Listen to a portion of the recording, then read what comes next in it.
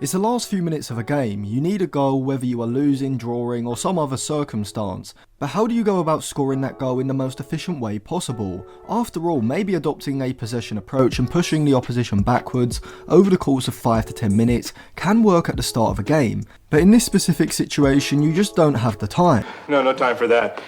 So let's go through how to score a goal in the last few minutes of a game. So straight away we are going to need to assess the tactic the opposition are likely to adopt, and most of the time it's going to be what is known in the football or soccer world as parking the bus, essentially going ultra defensive, playing a very deep defensive line and looking to close off space in behind your back line, but also dropping every player behind the ball, including your forwards, in order to condense the space between the lines as much as possible. And so as the attacking side, you probably aren't going to have to worry as much about progressing the ball out of your defensive third, with the opposition abandoning any sort of high press at this stage of the game, and they may even allow you to progress the ball into their own half, choosing instead to camp in their defensive third. First of all, you're going to have to throw more men forward, as just logically this is going to give you a better chance of finding a goal scoring opportunity with more men inside of the box. But I'll come on to the specific type of player that you do want to throw forward in just a bit, but in terms of how many and which players you want to retain in a deeper position, I'd say in most cases it's best to have 3 or 4, depending on the counter-attacking threat of the opposition.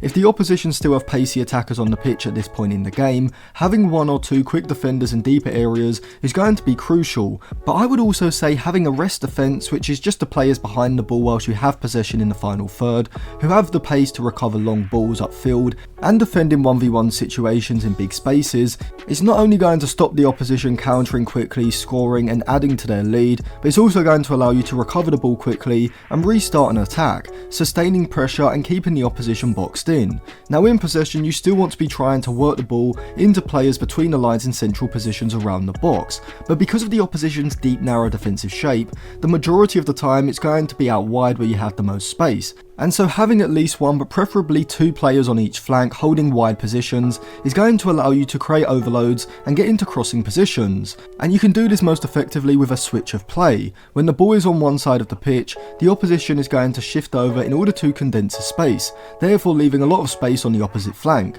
And so what you want to do as the attacking team is efficiently play a pass backwards to a player with a great long pass, to then allow them to play this direct long ball over to the opposite flank. You can switch to play via a series of short passes, don't get me wrong, but the more passes you play, the longer it's going to take to switch to play, giving the opposition more time to shift over and reduce the space on the opposite flank. So with 1 long pass out to the fullback or winger on the opposite flank, you should be able to catch the opposition's wide midfielder in a narrow position, allowing you to create a 2v1 on the far side. From here, a pass into the winger, who should be remaining high and wide in order to stretch the pitch as much as possible, followed by the fullback overlapping, is going to put the opposition fullback in a vulnerable position, as if he stays with the winger, preventing them from cutting inside and releasing a shot or delivering a cross. Then this affords the fullback the space behind him to overlap into, wherefrom he can then receive a pass down the side and get into a crossing position close to the byline. If instead he drops off to cover the overlapping run, then this gives the winger the space to either cut inside onto his stronger foot to shoot or deliver an in-swinging cross,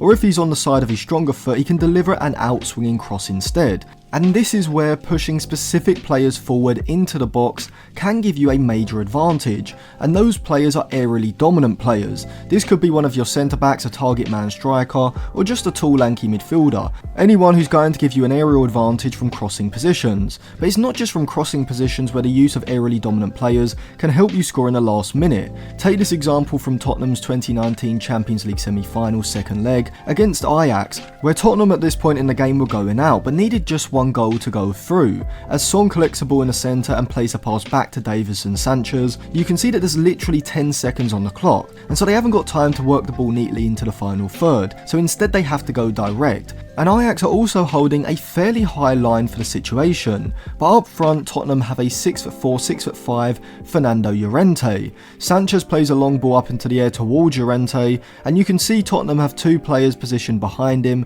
in case a defender wins the aerial ball, but also 2 players in Dele Alli and Lucas Moura providing the runs ahead of Llorente in case the ball is flicked on. And even though he doesn't win the header, Llorente's physical and aerial presence is enough to knock the ball into the path of Dele Alli, who then threads a pass into the on-running Lucas Moura, who finishes with a left-footed strike to take Tottenham to the final. And so the fundamentals of scoring in the last few minutes are keeping 1 or 2 players in wide positions to then allow you to use direct switches of play to create overloads in order to get into crossing positions, but then also pushing forward your aerially dominant players to not just provide an offensive threat inside of the box from crosses, but also give you the option of going route 1 with a long ball upfield, having players around that target man to win the second ball, which should give you the best opportunity of progressing the ball into the opposition's box as quickly as possible and getting into a goal scoring position. So thank you for watching. If you enjoyed that video, check out some of our others and subscribe to the channel and click the bell so you do get notified when our videos come out.